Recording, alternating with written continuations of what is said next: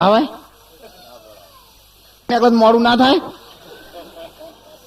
કો અને તમે મને કહો છો કે બાપજી ચમ મોડા આવ્યા એટલે તો અમે અમારી મર્યાદા આજ સુધી કોઈ દાડો ચૂક્યા નહીં. અમે કે પેલા ઓમ ભેગું થયું હતું ફલાણા ભાઈ મળ્યા ને ઓય મને રોક્યો હું અડધો કલાક ઓમ થયો, પણ તમને કોઈ દાડો કીધું છે? કારણ કે તમે જે ઉત્સાહથી કરો છો ને એના હમું અમે આ ડેકું આઘું કરીએ પાછા તમે હમું દુપડી મેલો પણ ચોલ્લો કરવા લાઈનમાં આવું હો પણ જોઈ રહી છો બીજે ઓમ જોઈ રહ્યા હોય ને હું આશો છે તમે જુઓ ચોલ્લો કરવાની જાતન બીજે જ્યું છે ને તમે ચોખાજીનો શીરો કરીને કોનમ ભરો છો, તમે ચોલ્લો કરવા એટલું ધ્યાન રાખો. એટલે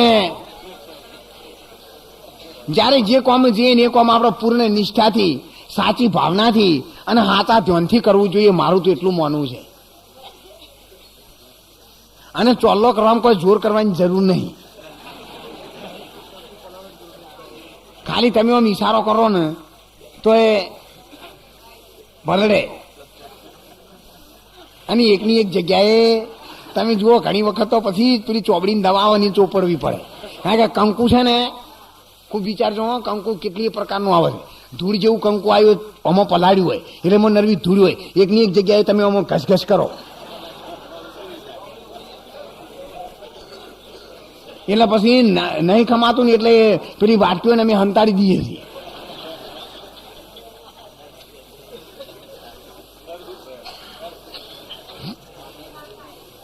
એટલે ખૂબ શાંતિથી આ બધી વસ્તુ સમજવા જેવી છે. એટલે ખાસા આ તો લગભગ 19 વર્ષે આજ કીધું છે. 19 વર્ષ સુધી જવા દીધું. પછી ગમે ગામમાં જ્યાં હોય ને એટલે 7 વાગ્યાની જગ્યાએ કદાચ 7:30 થયા હોય તો ગામના ગોદરેજી એટલે તરત સામયું કરે. બાપજી મોડું થઈ ગયું, સામયું અડધો પૂણો કલાક કરે, સીધા સ્ટેજ ઉપર લઈ જાય. હું બેહાર તરત આરતી થાળ ને ભૂંગળું લાઈને ભૂખ કરજો ચાલુ, પણ એક ચાનું તો પૂછો અને એક મોરીઓ ભરીને પાણી લાવો. બાપજીને પાણી આલો કઈ, પણ લુખું તો મોય વાગે છે, કેટલું પી પી કરે. પાણી પાવાને મારે ઘણી વખત એવું બોલવું પડે છે, તમે ઘરના થઈ છોકરા તમને ખબર હશે ને કે ચાય નહીં પાણી હું પાપા કરો છો. મહારાજ હતા ને 14 એમના માણસોએ હા કર્યું, પણ બાપજીનું શરીર થોડું નરમ પડ્યું ને બધા માણસો ખસી ગયા. અત્યારે હું જે કરી રહ્યો છું ને એનું માન કોને છે? તમને. કે દોલતરામ મહારાજ ગમે તો લાખો રૂપિયાના ખર્ચા કરે છે, એને પણ ભાઈ માણસો કેવા થોડા છે. ખાલી મહારાજ ઓગળી કર્યું તો લાખો રૂપિયા આવે છે. આ બધું મોન કને છે? તમને છે, મને નથી. પણ એ જળવાઈ રહે એવું કને રાખવાનું છે? હવે તમે કહો, આ પોન કને ચાપવાનું મારે? ને કે તમારાથી જે હું પોન ચાવું છું ને એ કોલસા ચાપવા પડે. બાપનું સારું ક્યારે દેખાય કહો? છોકરો કમાતો હોય ત્યારે ને. પણ જો છોકરો જ ઉડાડતો હોય તો ગમે ત્યારે બાપની જમીન જે દાળ થઈ રહી એ દાળ બદનામ કને થાય કે બાપુ તો બિચારા ઘણું રાખ્યું પણ છોકરા દિવાળિયા. એટલા માટે યાદ રાખજો, શબ્દો જીવનમાં નોંધવા જેવા છે. અમે 12 મહિને તમારા ઘેર ગુરુ મહારાજ આવે ને ધોમા નાખીને 8-8 દાડા રહી અને ધારી દક્ષિણા લઈને પણ હેડે ને એવું અમે કોઈ દાડ કર્યું નહીં હોય. એ એટલા માટે બહુ પર્ટિક્યુલર રહેજો. તમારી જાત ઉપર જીગર ન હોય તો તમે ના આવો, ચોખ્ખી વાત નહીં. પણ તમારા સંયમ હોવો જોઈએ. બધું તો આશ્રમના નીતિ નિયમો એ પ્રમાણે જ રહેવું પડે. સવારે ઉઠીને બધાને નાવાનું એટલે નાવાનું, પછી તમે 3 દાડે 9 રોધવાનું ચાલુ રાખો તો બચારો ખાઈનો દાડો પાણી ઉઠી જાય. ભાઈઓ એક બેન હોય, મૂઠાના દાંત અને હાથના આટકા એ બધું એક બૂંદમાંથી આવેલું છે. કોઈને નવું ઘાલ્યું નહીં. દાણા મૂળ ને થળ ને પોદડા સૂકો બધું હોઠો ગોઠ્યો પોણેઠ્યો અને ઢૂઢા અને વધના દોણા એ બધું એક જ દોણામાં હતું. ફેર કોઈ નથી આવ્યું. હા, બધું એકી હાથે પ્રગટ થયું છે. ની અક્ષર સે અક્ષર ભયા ઓર અક્ષર સે ઓમકાર. તો ભક્તિ શા માટે કરવી? તેમાં આમાં કોણ કે સ્થાન ભક્તિ કરવાનું? આટલે સમજી જાવ સારું. અમે તો કહેતા જ નહીં ભાઈ ભક્તિ કરો. પેલા જ ના કીધું હજુ તારો મનવો કિયો ન માને તો દોષ ગુરુ કો મત દીજે, ભક્તિ રાજી હોકર કીજે. એટલે તમારું મન રાજી થાય તો તમે તાર કરો, અને ભક્તિ નહીં કરો તો તમે જઈને કુવામાં ઘડો ભરો તો પાણી કોઈ દાર ખાડો પડ્યો અને તાર લગી જઈને રેડો તો ઉભરાય. તો તમે ભક્તિ કરશો તો ભગવાનને કોઈ ખાડો નહીં પડે, અને નહીં કરો તો કોઈ ઉભરાવાનું નહીં. તમે કરશો તમારા માટે, તમારે શેતર નહીં, અને ચોફેર ઓટો મારી અને આવતા રહો તોય છોકરો દોણા ખાય. હોક ચાવેર ઘેર પડી.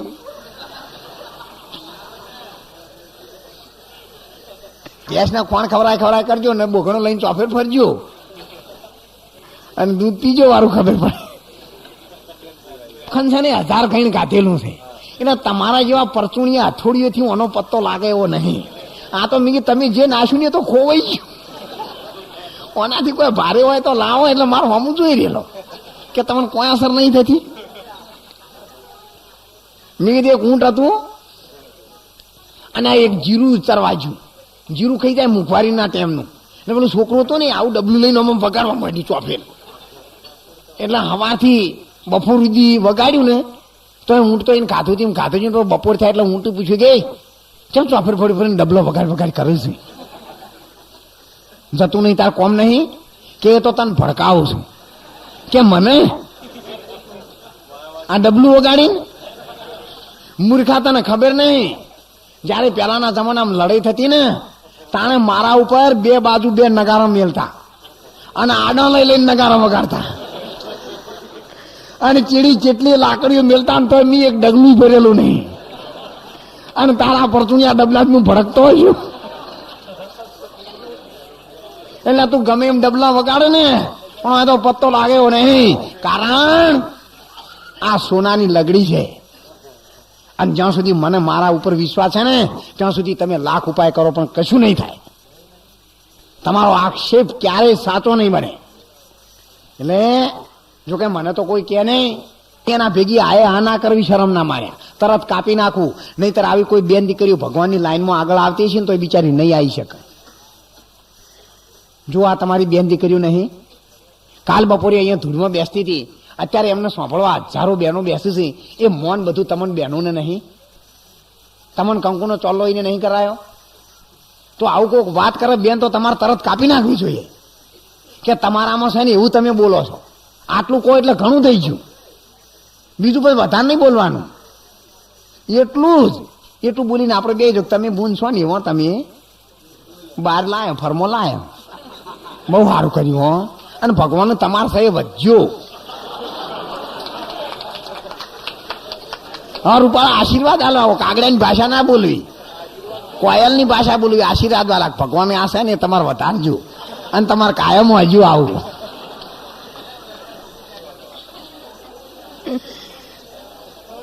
એટલે એ તો એ સમજી જાય, એ રોટલા ખાતા હોય છે. માટે હવે આપણે ચા પણ આવી છે નહીં કરતા. તો એમાં ગોળ રહી જાય તો ખોટ ભૂલી જાય, ખોટ ભૂલી જાય તો નોમણ દીવો રહી જાય, તો કોઈને મોડીઓ રહી જાય, કોઈને પોનેતર રહી જાય. પણ કોક તો શેઠ બરફીમાં ફોમી પડે ને. આ તો કોઈ સંખ્યાની મર્યાદા નહીં, કોઈ માપ નહીં. એટલે આપ સંતો નક્કી કરો કે આશ્રમ આપણો છે તો તમારા ક્ષેત્રની ખોમી તમે કાઢો ના નીકળે. એટલે કોઈ ક્ષતિ થયું તો ક્ષમા કરજો. ચા આવી ગઈ છે એટલે એક આદમી સુધારો, એના કરતા એક બેન સુધરે તો ઓછામાં ઓછા 10 કુટુંબ સુધરે. અને આદમી સુધરે ને પાછો ઘેર બૈરાજ નાખે, અને બૈરું સુધરે તો એ સુધરે ને પેલા રોજ ઘરકોડ કરે કે હેડો સત્સંગમાં, હેડો સત્સંગમાં. અને ભાઈ ના કહીએ કે સત્સંગમાં હેડો એવો, ભાઈ સત્સંગમાં કહેતો ફૂ ભાઈ ને પહેલે જો મર જાવે વહી રસ્તા પાવે. માટે જે જગ્યાએ બેઠા છીએ એ જગ્યાએ તમે શાંતિ રાખો ને બીજાને કહો ટાડું બાંધી રાખી અને બોલે છે. હવે ખાસ બધા સંતોને વિનંતી, તમે બધાએ સાંભળ્યું છે, દરેક ગામડાઓની અંદર અમે આવીએ છીએ.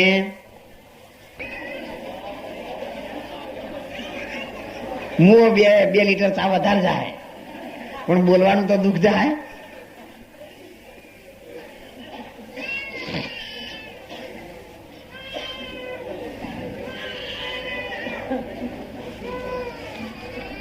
સંતોની દુનિયામાં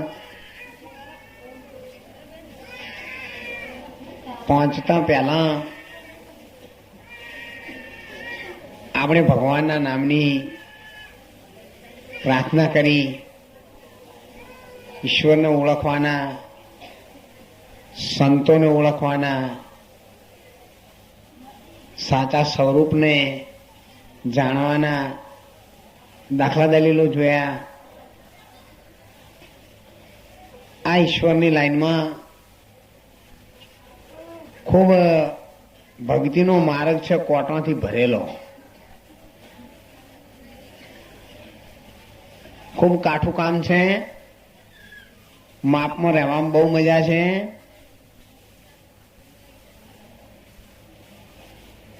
પણ તમારા નીતિના જે ઓંકડા છે ને એ કદી આઘા પાછા ના થવા દેવો, ગમે તેવા સંજોગોમાં. મને તો મારી આ જિંદગીમાં જે અનુભવ થયો છે ને હું કહું છું. બહુ વિકટથી ભરેલો માર્ગ છે આ, ઘણો બધો કાઠો છે. 2 ટાઈમ શાંતિથી ખાવું, ગોદડાને હૃદય ઓઢીને સૂઈ રહેવું, મન ફાવે એવું બોલવું, એનો ભક્તિ નહીં. ભક્તિ માટે ભક્તિ કેરો માર્ગ રે, ફૂલા કેરી પોંખડી, પણ એને સૂંઘે એને સવાદ, પણ શરદીવાળા ઊંઘ થવા જ ના આવે. એટલે આપણો નાક ભરપૂર ભરેલા છે અને ભક્તિનો માર્ગની ઊંઘો લેવા જઈએ છીએ. માટે બધા સંતોને, ભાઈઓને, બહેનોને અમારી ખૂબ વિનંતી છે કે જ્યારે તમે તમારા ઘેરથી આશ્રમમાં આવવા નીકળો ત્યારે અમારા ભગવતી એક ભજન ગાય છે,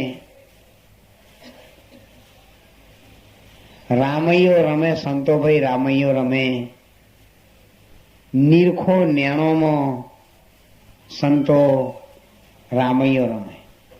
આપણી આંખોમાં એક ભગવાન સિવાય બીજો કોઈ ભાવ ન હોવો જોઈએ. તો તમે તરી જાઓ, કશું નહીં કરો તો તરી જાઓ. પણ જો તમારી ભાવનાઓમાં ફેરફાર હશે અને જો તમે ઠેર જોધપુર કિલ્લા સુધી જાઓ તો કોઈ પત્તો નહીં લાગે. અમે જોયેલું છે કે જ્યારે હું જે સાધુ અને સંતોના સામૈયામાં જતા અમે જોવા બારગામ, ત્યારે અમને છોકરા કરીને લોકો મોં પહેવા ના દે, એટલી બધી ગીર્દી થઈ જાય. ત્યારે હું સફેદ લેખોન બુશર્ટ પહેરતો, લોકો અમને તો ધક્કમ ધક્કા કરીને બહાર કાઢે. પછી હું એક વખત કંટાળ્યો અને મહારાજને ચીઠી લખીને આલી, મેં મહારાજ મારે તમને મળવું છે. હવે હું આટલે બે મહારાજનો પલંગ આપેલો ધોબલો રહ્યો એટલે, પણ હું અહીંથી આ માણસો વચમાં બેસી ને એ મને ના જવા દી કે મહારાજ પાસે એમને ના જવાય. એ તો મહારાજની મુલાકાત લેવી હોય તો ભાઈ એમને ઓળખણ વગર ના જવાય. મેં કીધું એક ચીઠી આલી, ભાઈને તો આમ થઈને જઈને આલી આવ્યો. પછી મને કે ભાઈ તારે શું કહેવું છે? મેં બાપજી આ વરઘોડામાં તો મને કોઈ ગજ વાગવા દેવું નહીં ને, હું તમને મથું ચારનો વાતો કરવા, પણ તમે વાતો તો કહી શકશો નહીં મારી સામે. પણ મારી મૂંઝવણ છે ને એટલે હું પૂછવા આવ્યો છું. છેક બનાસકાંઠાની અંદર નેસડાની અંદર સંત મેળો હતો અને એ મહાત્માને જઈને પૂછ્યું, બાપુ આ ઈશ્વરની ઓળખાણ કરવી હોય તો શું કરવું પડે? કારણ કે મને એક અનુભવ થઈ ગયેલો હતો, મેં જ્ઞાન ને ધ્યાન કર્યું હતું જબરદસ્ત. એટલે મારા મનમાં એવું હતું, મેં જો કદી આવા મહાત્માઓને કી કે આ સાચું છે ને તો બસ આપણે લગી રહ્યો નક્કી થઈ જાય ને. એટલે હું આ હોનું ખરું છે ખોટું એ પ્રખાબું તું, હોનું તો હતું જ, ગમે ત્યાં લાયો તો હોનું તો મૂડી ખર્ચી. પણ હવે સાચું છે ખોટું એ મુશ્કેલી થાય ને, એના ઝવેરી વગર પારખ ના. એટલે એને કીધું કે ભાઈ આ વાતો છે જાણી, મોટા કુહાડા કોઈ ના કાપે, લોઢા કાપે શિયાણી. અમે 50 વર્ષથી ફોફો મારીએ છીએ, અને તમારા આટલે આ 15 વર્ષની ઉંમરમાં ઈશ્વરનો ઓળખો છે, પત્તો લાગતો હશે. મેં અમારું 50-60 વર્ષ સુધી હોય નહીં મળ્યો તો ફેર તો આ 50 વર્ષ જીવો એમ શું જ નહીં, તો એને અધૂરું છે. પણ મારે કારણ કે આપણે બોલે મેળ ના પડે, માણસો બધા અહીંયા ના નિમકી પાછા ઠાકોર ભજન, એટલે આ કોણ છે ને 2 વાળા વાઢે, જતા વાઢે હવાય ને વળતે વાઢે પૂણા 2 કણું. એક તો આપણું અપમાન કરે ને, અમનું ઠાકોરભાઈ નું ઠીકરે દૂધ, કોઈ ઉકળી જાય, બધા હરખા ના હોય એટલે પડી મેલ્યું. સત્સંગ ચાલે પેલો મહારાજ 2 કલાક સુધી એક ભજન બોલ્યા, 2 કલાક સુધી. આ તો कहने वाला दीवाना है लेकिन सुनने वाला दीवाना है. 2 કલાક સુધી એક ભજન હેડે છે, પણ સત્સંગ શું હેડે તમે કહો? પણ પેલા ગાડોના વાડામાં ગોવાળીઓ પર ધન એવું થઈને ઉભું રહેલું. પછી મેં જઈને કીધું એ ગોવાળાને કે ભાઈ તમે મને પત્રિકા આલી તો તમે મને બોલવા દો, મારે બોલવું છે. મને પત્રિકા આલી શું કરાવો, વાપરવા બોલાયા છે? મારે વાપરવું નહીં, મને બોલવા દો. પણ કે ભાઈ હું તમારો પત્તો ના લાગે. મેં હો ના લાગતો, પણ મારે બોલવું નહીં. ત્યારે આ મારી જિંદગીનો પહેલાવેલો પ્રસંગ હો બોલવાનો. સત્સંગ શું છે મને કશું ખબર નહીં. ત્યારે મહારાજે કીધું કે જ્ઞાનમય નથી, મેં એમને કહ્યું